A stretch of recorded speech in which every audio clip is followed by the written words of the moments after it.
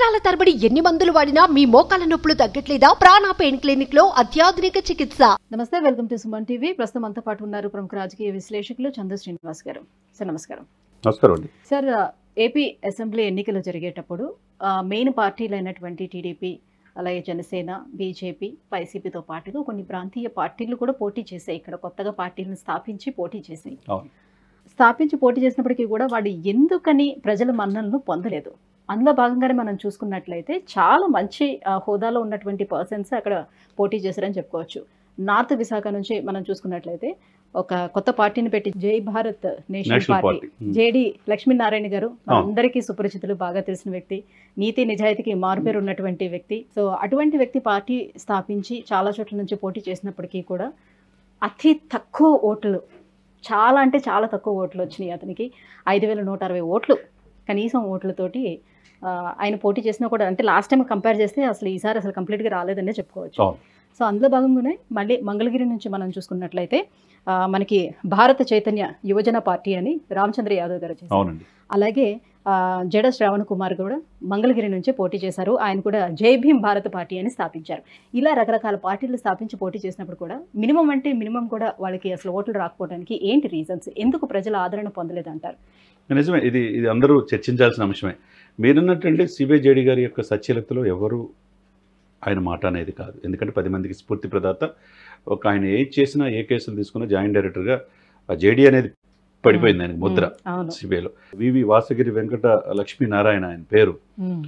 సమర్థవంతమైన ఆఫీసర్కి కర్నూలు నుంచి వచ్చిన వ్యక్తి దేశవ్యాప్తంగా సిబిఐలో మంచి పేరు తెచ్చుకున్నారు. ఉభయ రాష్ట్రాలకి జేడీగా మంచి కేసులు, ఓబులాపురం మైనింగ్ కావచ్చు, జగన్మోహన్ రెడ్డి గారి కేసులు కావచ్చు, ఏది చేసినా కానీ ధైర్యంతో చేశాడు. ఎప్పుడు పతాక శీర్షికలు ఉన్నారు. అటువంటి వ్యక్తి రాజకీయాల్లోకి వచ్చినప్పుడు ఇంకా మంచి పరిపాలన అందిస్తారని అనుకున్నారు చాలామంది. అదే క్రమంలో జనసేన పార్టీ పట్ల ఆకర్షితులయ్యారు. మనం చూసాం, మీరు చెప్పినట్టుగానే వాళ్ళిద్దరు విధానాలు ఒకటే అయిపోయినాయి. పవన్ కళ్యాణ్ గారు కూడా అన్నలాగా వచ్చాడని విశాఖపట్నం ఎంపీగా నిలబెట్టి పోటీ చేయించారు. ఆ చేపించే క్రమంలో ఆయనకు దాదాపు మీరు అన్నట్టుగా 2,88,874 ఓట్లు వచ్చినాయి. అంటే బీజేపీ అక్కడ పోటీ చేస్తే చాలా తక్కువ, 35,000-40,000 ఓట్లు వచ్చితే ఆడ పోటీ చేసింది చూసారా, 2,88,000 ఓట్లు వచ్చినాయి. అంటే అక్కడ జనసేన పార్టీ, పవన్ కళ్యాణ్ గారికి ఉన్న ఇమేజీ, సిబిఐ గారికి ఉన్న లక్ష్మీనారాయణ ఇదితో అప్పుడు ఇదైంది. ఆ తర్వాత క్రమంలో ఆ పార్టీలో ఉండలేకపోయాడు ఆయన. ఎందుకంటే సినిమాలు కొన్ని ఒప్పుకునేవి ఉన్నాయి కాబట్టి ఆయన 2019లో ఓడిపోయినా, ఆయన ఒక్కచోట గెలవపోయినా నిలబడ్డాడు, పార్టీని బతికించుకున్నాడు. కానీ పవన్ కళ్యాణ్ గారు సినిమాలు చేస్తున్నాడు, సినిమాలకు వెళ్ళేదలికి నేను ఉండలేను, మాట తప్పాడన్న ఉద్దేశంతో ఆయన అది ఒక పాయింట్ చెప్పేసి బయటకు వచ్చాడు. ఆ పార్టీలో ఒక నియంత్రిత పోకడలు ఉన్నాయి అనే పాయింట్ ఆఫ్ వ్యూలో. సరే, ఎందుకు వచ్చాడు అనేది వాళ్ళిద్దరి మధ్య తెలుసు, మనం ఏం కాదనలేదు. పక్కకు వచ్చిన తర్వాత ఇప్పుడు ఏంటి, ఈయన ఏ పార్టీకి వెళ్తాడు?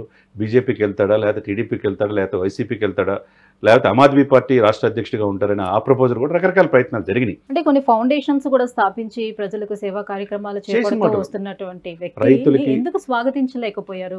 అదే ఇక్కడ ఏంటంటే, ఒకటి వాళ్ళు దీర్ఘకాలికమైన ఇది చూస్తారు ప్రజలు. ఆ రైతుల కోసం చాలా యువత సదస్సులు పెట్టాడు, రాయలసీమలో కావచ్చు, ఉత్తరాంధ్రలో కావచ్చు, కోస్తాలో అన్నీ బాగున్నాయి. అన్ని ప్రజలు అప్పుడు వస్తున్నారు, జనం వస్తున్నారు, కానీ ఎందుకు ఓట్లు వేయకపోతున్నారు? ఆయన అదే రోజున ఇప్పుడున్న పరిస్థితులు బట్టి అదే పవన్ కళ్యాణ్ గారితో పోటీ ఉంటే ఈరోజు విశాఖపట్నం ఎంపీ అయ్యేవాడు 100%. ఎందుకంటే పవన్ కళ్యాణ్ గారికి ఉన్న ఇమేజీ, ఆయనకున్న నిజాయితీ. ఆయన కాకపోతే ఆయన ఆ రోజున సపరేట్గా ఒక మేనిఫెస్టో 100 రూపీస్ స్టాంప్ పేపర్ మీద నేను ఏం చేస్తానని కూడా చూపించాడు. కానీ ఇప్పుడు ఆయన ఉండలేక సరే ఆ విధానాలు ఏదో విభేదించారు, తర్వాత పార్టీ పెట్టాడు. కానీ మీరన్నట్టు ఇంత స్వల్పంగా వస్తుందని ఎవరు ఎక్స్పెక్ట్ చేయాలి? కనీసం గౌరవప్రదమైన పోటీ ఇస్తారనుకున్నారు. అక్కడ ఎక్కువగా చదువుకున్న వాళ్ళు ఉంటారు నార్త్లో, మీకు కూడా తెలిసిన అంశం విశాఖపట్నం అంటే. అక్కడ విష్ణుకుమార్ రాజు బీజేపీ తరఫున గెలిచాడు. ఇక్కడ వైసీపీ క్యాండిడేట్ అంటే గతంలో చూసినటువంటి ఆ మెజారిటీని చూసి కనీసం అందులో కొంతైనా వస్తుందని ఆశిస్తారు, కానీ మరి ఈ స్థాయిలో అంటే మీరు అన్నట్టుగా అభ్యర్థికి ఒక మంచి సచ్యలతో ఉన్న వ్యక్తికి కూడా ప్రజలు వేయలేదంటే ఇక్కడ ఎందుకు వేయలేకపోతున్నారు? ఎందుకు నాయకుడిని ఒక పార్టీ పెట్టి 100 స్థానాలపైన పోటీ చేస్తామని చెప్పి ఒక పార్టీ పెట్టినప్పుడు ఈయన ఎవరి కోసం పెట్టాడు, జగన్ కోసం పెట్టారని అనేక విమర్శలు వచ్చినాయి. కానీ ఆయన పార్టీ పెట్టాడు, ఆయన విధానాల ప్రకారం వెళ్ళాడు, మేనిఫెస్టో వెళ్ళాడు. కానీ 5,160 ఓట్లు అంటే దారుణమైన విషయం. అంటే వీళ్ళు ప్రజలు ఎంతవరకు తీసుకుంటున్నారు అనేది. ఇకపోతే శిరీష అక్కడ పోటీ చేసింది, ఒక మీరు తెలుసో లేదో, 5,000 ఇండిపెండెంట్గా 5,003 వడ్డీ శిరీష అని 5,311 ఓట్లు వచ్చినాయి. అంటే జేడీ గారి కంటే 150 ఓట్లు ఎక్కువ వచ్చినాయి. అంటే చూడండి ఎట్లా వీళ్ళు తీసుకున్నారు. అంటే జై భారత్ నేషనల్ పార్టీ ఆదిలోనే హంసపాద్ అన్నట్టుగా జేడీ గారి సచ్ఛీలత ఎవ్వరు కాదనలేనిది, కానీ పార్టీ పెట్టితే ప్రజలకి చేరుకోలేకపోయారు. పార్టీ రెప్యుటేషన్ కూడా ఉండాలి. అప్పటికప్పుడు పెట్టి సమయం భావం కావచ్చు, ఏదైనా కావచ్చు. అదే సమయంలో ఇప్పుడు పవన్ కళ్యాణ్ గారు విధానాలు, పవన్ కళ్యాణ్ గారు మంచి పరిపాలన నేను అనుకోలేదు, ఇంత పోరాట పట్టిమ చేస్తారని చెప్పి తర్వాత ఇంటర్వ్యూలో కూడా చెప్పాడు. Is the troubleshooter, Pawan Kalyan వల్ల ఈ కూటమి సక్సెస్ అయిందని కూడా చాలా ఇంటర్వ్యూలో చెప్పాడు. ఇకపోతే అది జేడీ లక్ష్మీనారాయణ గారి యొక్క హిస్టరీ. మీరన్నట్టు ఒక్కో ప్రాంతీయ పార్టీ, ఈ ప్రాంతీయ పార్టీలు ప్రతి ఒక్కరు పార్టీలు చాలామంది రిజిస్ట్రేషన్ చేసుకొని మేము పోరాడతామని చెప్పేసి పాయింట్లో వస్తారు. వీళ్ళు మీడియాలో చాలా మాటలు చెప్తూ ఉంటారు. ఇకపోతే రామచంద్ర యాదవ్ భారత చైతన్య యోజన పార్టీ, ఈయన ఎక్కడో పెద్దిరెడ్డితో విభేదించి అక్కడి నుంచి వచ్చి ఒక పార్టీ పెట్టి బీసీల కోసం అన్నట్టుగా ఉభయ గోదావరి జిల్లాలో తిరిగాడు. ఆయనకి వై కేటగిరీ సెక్యూరిటీ కూడా అమిత్ షా గారు ఇచ్చారు. అంతకుముందు జనసేనలో ఉన్నాడు. ఆయనకు వచ్చింది మంగళగిరిలో పోటీ చేస్తే 373 ఓట్లు. దారుణం అండి. పెద్ద పారిశ్రామికవేత్త కూడా, ప్రముఖ పారిశ్రామికవేత్త, ఇతర రాష్ట్రాల్లో కూడా వ్యాపారాలు ఉన్నాయి, కానీ 373 ఓట్లు. ఇకపోతే అది ఆ విధంగా రామచంద్ర యాదవ్ కూడా అతను ప్రూవ్ చేసుకోలేకపోయాడు ఒక పార్టీ పెట్టి. ఇకపోతే ఇది నాయకులు, పార్టీకి నాయకులు, ఇంకా అభ్యర్థులు అంటే ఎక్కడ పోటీ చేస్తారు, అసలు డిపాజిట్ కూడా అసలుకి లేదు కదా. ఇకపోతే జడ శ్రావణ్ కుమార్, ఈయన ఒక హైకోర్టు అడ్వకేట్గా అసలుకి ఎవరెవరికి ఏ సలహాలు చేయాలా, చంద్రబాబు ఏం చేయాలా, పవన్ కళ్యాణ్ గారు ఏం చేయాలా, అవన్నీ చెప్తూ ఉంటారు. ఈయన కూడా ఇప్పుడు చాలా ఇంటర్వ్యూలు చెప్పారు. తర్వాత ఇప్పుడు ఆయనకు వచ్చిన ఓట్లు 616. జై భీమ్ భారత్ పార్టీ 616 అంటే ఏంటండి? ఇప్పుడు వీళ్ళందరూ పవన్ కళ్యాణ్ ఎలా ఉండాలి, పవన్ కళ్యాణ్ ఏం చేయాలి, ఇప్పుడు అదృశ్యమైన 30,000 మహిళల్ని పవన్ కళ్యాణ్ తీసుకురావాలి, ఇవన్నీ రకరకాలు చెప్పేటప్పుడు మీడియాలో చెప్పడం కాదు, ప్రాక్టికాలిటీ ఉండాలి, ప్రజల్లో చేరువవ్వాలి, ప్రజల్లో కనెక్ట్ అవ్వాలి. కనెక్ట్ అయినప్పుడు నాయకుడు అవుతాడు. మరి వీళ్ళందరూ కూడా ఎక్కడ గెలవలేదు పవన్ కళ్యాణ్. అసలుకి ఈ కూటమిలో పవన్ కళ్యాణ్ ఏమీ లేదని అన్నారు చాలామంది ఉన్నారు వేలల్లో. కానీ పవన్ కళ్యాణ్ ఎందుకు దశాబ్దం పైన పోరాడి 100% స్ట్రైక్ రేట్తో ముందుకు వచ్చాడు?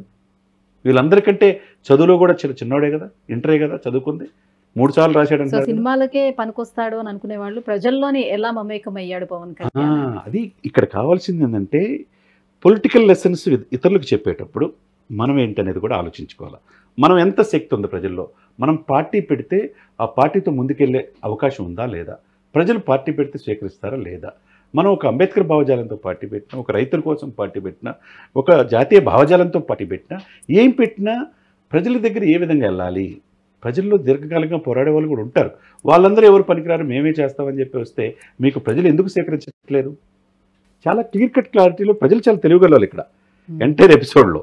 కాబట్టి దశాబ్దం పోరాడి ఎక్కడ ఎమ్మెల్యే కాకపోయినా ఈయన మన కోసం నిలబడతారనే పాయింట్లో 21కి 21 గెలిపించారు, 2కి 2 ఎంపీలు గెలిపించారు. కాబట్టి ఇది ఒక పెద్ద కేస్ స్టడీగా ఉపయోగపడుతుంది. రాజకీయ పార్టీలు ఎందుకు సక్సెస్ అయిపోతున్నాయి, ఎందుకు వీళ్ళ యొక్క కెరీర్లో అద్భుతమైన ఇది ఉంటాయి. జేడీ గారికి అద్భుతమైన దేశంలోనే ఒక ఐపీఎస్ ఆఫీసర్ పేరున్నది, కానీ రాజకీయాలు ఎందుకు సక్సెస్ కాలేకపోయారు? అదేవిధంగా రామచంద్ర ఒక యువ పారిశ్రామికవేత్తగా దేశంలో అనేక రాష్ట్రాల్లో మెడికల్ కాలేజీలు కావచ్చు, హోటల్స్ అన్నీ ఉన్నాయి, కానీ ఎందుకు సక్సెస్ కాలేకపోయాడు? అదేవిధంగా జడ శ్రావణ్ హైకోర్టు న్యాయవాదిగా ఉభయ రాష్ట్రాల్లో కూడా కేసులు బాగా వాదించగలరు, రాజధాని రైతుల కోసం చాలా పోరాడతారు అంబేద్కర్ భావజాలంతో. కానీ ఎందుకు ఈయనకి 616కే పరిమితమైంది? రాజకీయాలు వేరు, మనం చెప్పేది వేరు. చెప్పేది ప్రజలు ఎంతవరకు తీసుకుంటారు, ఎంతవరకు స్ట్రెంత్ ఉందనేది మన గురించి మనం కూడా ఆలోచించుకోవాల్సిన అవసరం. ఇది ఒక కేస్ స్టడీగా నేటి రాజకీయాలకి యువతకు కూడా ఈ పార్టీలు పెట్టినప్పుడు ఎంత మనగలుగుతున్నాయి, ఎంత ప్రజలకు చెరువుగవుతున్నాయి, అందరికీ ఒక లెసన్. సో మొత్తానికి రాజకీయాల్లో ఎప్పుడైనా ఏదైనా జరగచ్చు, don't under estimate to anyone అనేది ఒక పాఠం నేర్పించింది ఏపీ అసెంబ్లీ ఎన్నికలని చెప్పి. 100% అండి, ఎవరిని ఎప్పుడు తక్కువ అంచనా వేయకూడదు. Thank you so much sir, మీ విశ్లేషణ అందించినందుకు థ్యాంక్ యూ. సుమన్ టీవీలో మీ పర్సనల్ అండ్ బిజినెస్ ప్రమోషన్స్ కోసం కింది నెంబర్కి కాంటాక్ట్ చేయండి.